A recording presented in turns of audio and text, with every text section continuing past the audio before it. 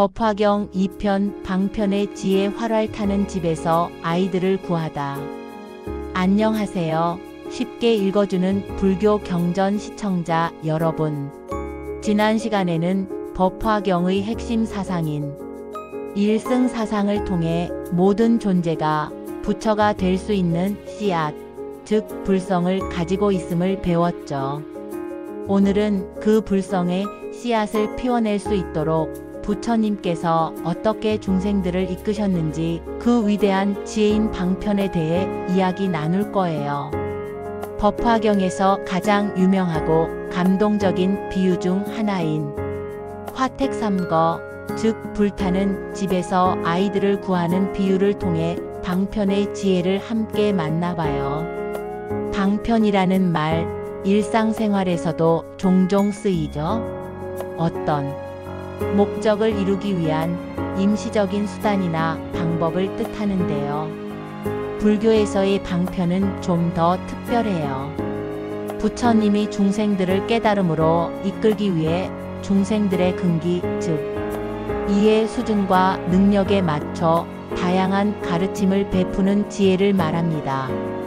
모든 중생이 한 번에 가장 심오한 진리를 이해할 수는 없으니 눈높이에 맞춰서 조금씩 이끌어주시는 부처님의 자비로운 방법인 거죠. 마치 아기에게 우유를 주다가 이유식을 주고 그러다 밥을 먹이는 것과 같아요. 아기가 우유만 고집하면 영양 불균형이 오겠죠. 부처님은 때에 맞춰 꼭 필요한 가르침을 주시는 거예요.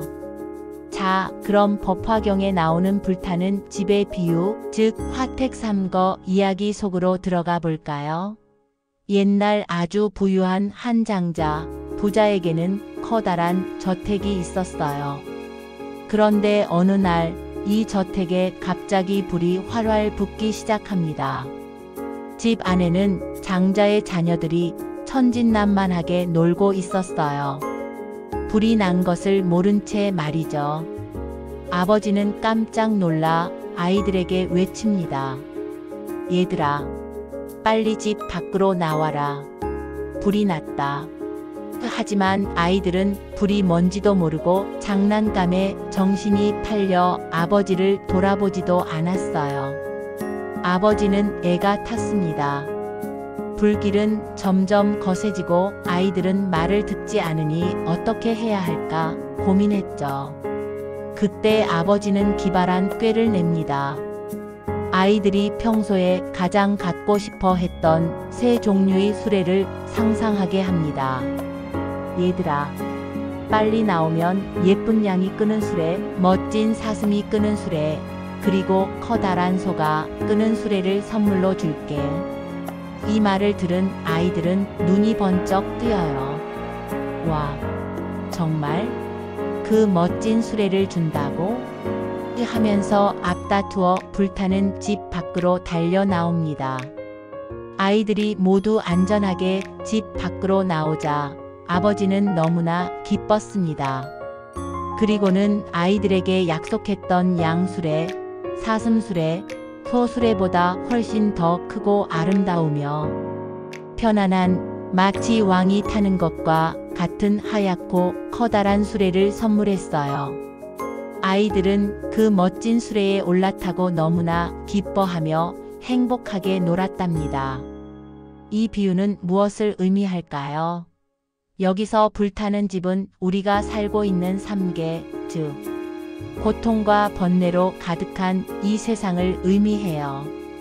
아이들은 번뇌에 휩싸여 고통을 깨닫지 못하는 우리 중생들이죠.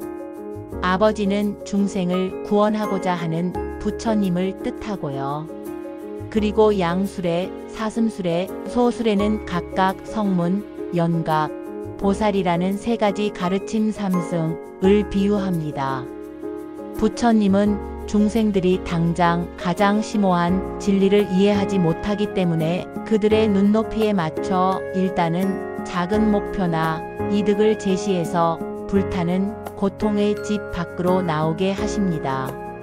하지만 부처님의 본래 목적은 그 작은 수레가 아니었어요.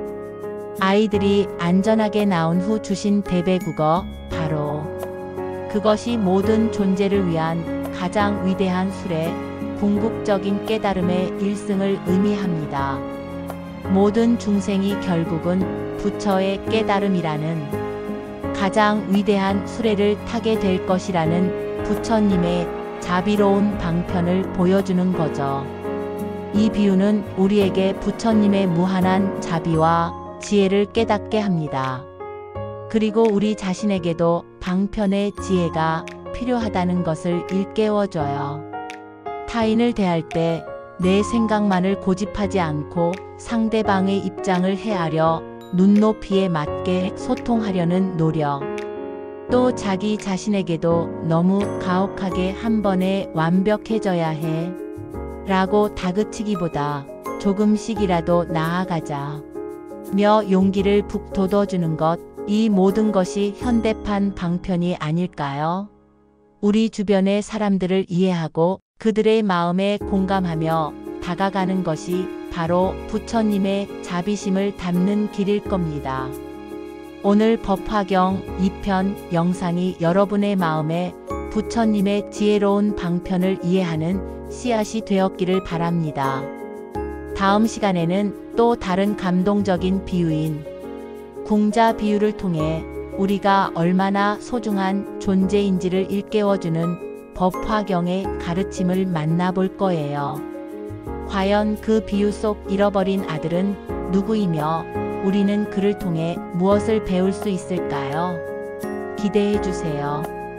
구독과 좋아요, 알림 설정으로 이 아름다운 지혜의 여정에 계속 함께 해주세요.